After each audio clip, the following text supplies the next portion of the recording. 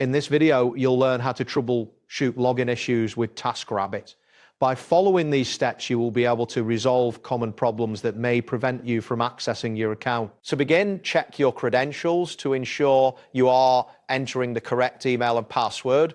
It is important to verify that caps lock is turned off, as this can lead to incorrect password entries. Additionally, confirm that you are using the email address you originally signed up with, as using a different address will prevent successful login. If you have confirmed that your credentials are correct but still cannot log in, the next step is to reset your password. Navigate to the login page and click on the option labeled "I forgot my password." Enter your email address in the provided field and submit the request.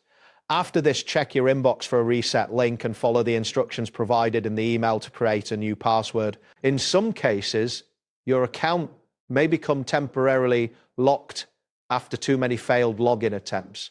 If this happens, it is recommended to wait at least 4 hours before attempting to log in again. This waiting period is necessary for the security system to reset your account access. Another effective troubleshooting step is to clear your browser cache and cookies. Start by opening your browser settings and locating the options to clear your cache, cookies, and browsing history.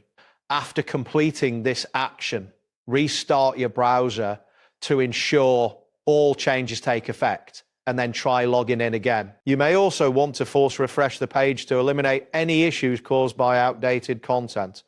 To do this, press Ctrl plus F5 on your keyboard. This command will reload the page completely.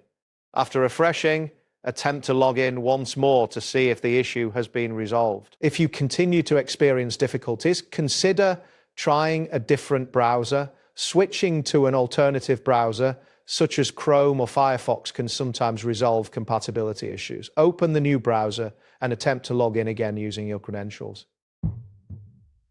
So that wraps up today's guide.